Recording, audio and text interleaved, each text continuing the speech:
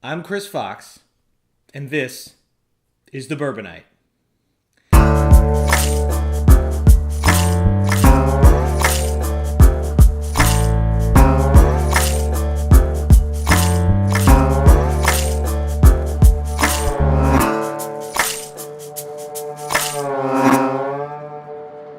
So, I'm from the United States, if you couldn't tell from my accent. Buongiorno. And this is the 4th of July weekend, which is the celebration of America's independence. Bourbon is uniquely American. Well, it's by definition American. It's kind of a key element in the whole making process, is it has to be made in the States. But let's talk about what makes it American. I won't get too far into the weeds of where bourbon comes from. Actually, I did that in a previous video, and we'll link up there for you, just in case you want to see it. But bourbon started being called bourbon sometime around the 1800s. There's a lot of murky history behind that, and it kind of part of what makes whiskey interesting. But bourbon itself actually has its roots much earlier than that in the United States. And it's all based around a grain that was somewhat unique to the United States, or at least North America, and that's corn. In the sort of early colonial era of the United States, a lawyer from England named George Thorpe moved to Jamestown. It was roughly 1619. So we're talking early history here. The guy was looking for a new cash crop for the American colonials, and kind of stumbled onto corn.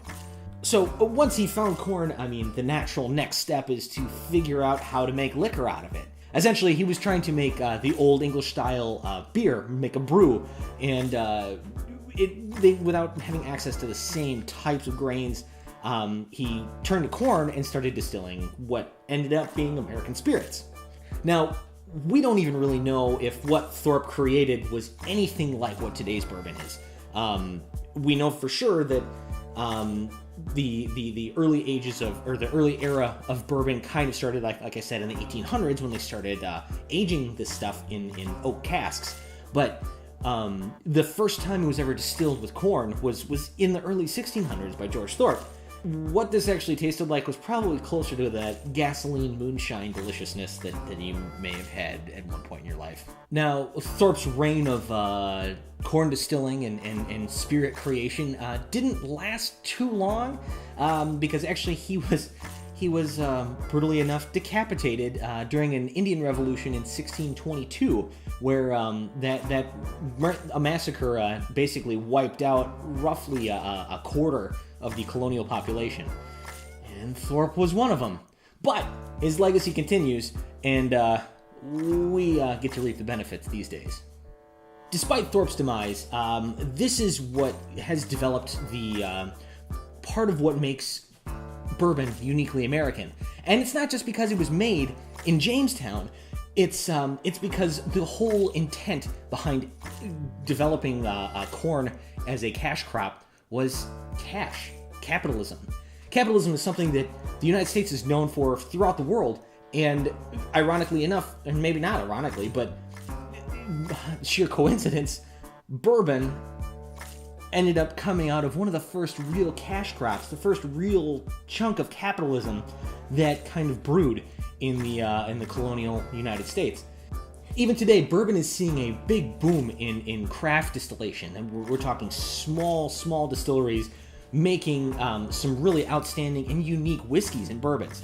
And this lends to, again, this unique American capitalism that kind of is what drove bourbon in the first place. So to that end, that's what ends up making bourbon uniquely American. It's not only in the bylaws that say if it's going to be called bourbon, it needs to be made in America, but even more so, this stuff was based on the root of what kind of established America as an independent nation.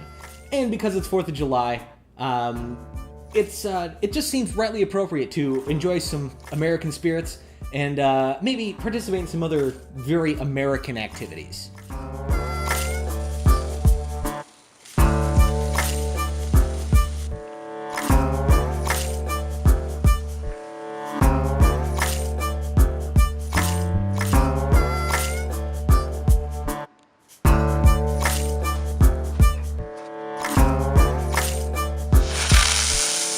So if you like what you've seen, hit that like button, subscribe to the YouTube channel, because there's plenty more bourbon adventures to be had.